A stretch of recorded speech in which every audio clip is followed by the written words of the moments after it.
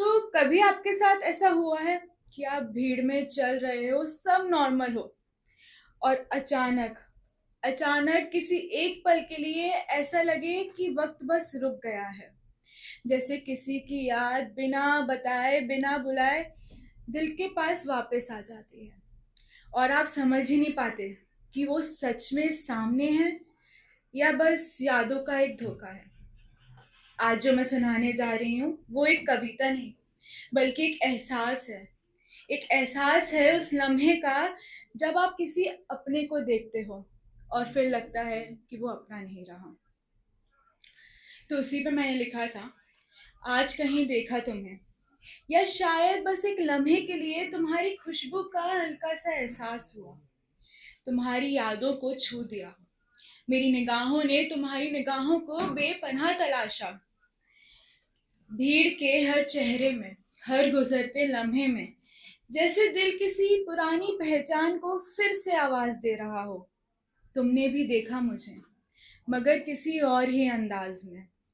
आंखों में अजनबी सी खामोशी थी, लहजे में हल्का सा गुरूर था, जैसे वक्त ने तुम्हें थोड़ा सा बदल दिया हो। और फिर अचानक अचानक ये एहसास हुआ, हमारे दरमियां फासले सिर्फ रास्तों के नहीं थे, बल्कि वक्त के भी थे। इतने गहरे, इतने खामोश कि एक पल तो मैं खुद ही उलझ गई। क्या ये वही तुम हो? क्या ये वही तुम हो जिससे कभी मेरी निगाहें बिना ढूंढे ही पहचान लिया करती थी? या फिर वक्त की भीड़ में खोया हुआ कोई बिल्कुल अनजाना, जो बस एक लम्हे के लिए मिला और फिर हमेशा के लिए एक ख्वाब बन गया। फिर यूं ही एक दिन मैं अकेली बैठी थी और ख्याल आया कि काश हम कभी मिले ही ना होते, पराए से अपने बने ही ना होते। कभी तुमने भी मुझे अपना कहा था, कभी तुमने भी मुझे गले लगाया था। ये दूरी, ये खालीपन शायद तुम्हें भी अखरती होगी। शायद कहीं ना कहीं तुम्हारा भी मेरे से मिलने का जी चाहता होगा। लेकिन अब हम सिर्फ डिस्टेंस में ही नहीं, दिल से भी दूर हैं। कभी लगता है कि तू एक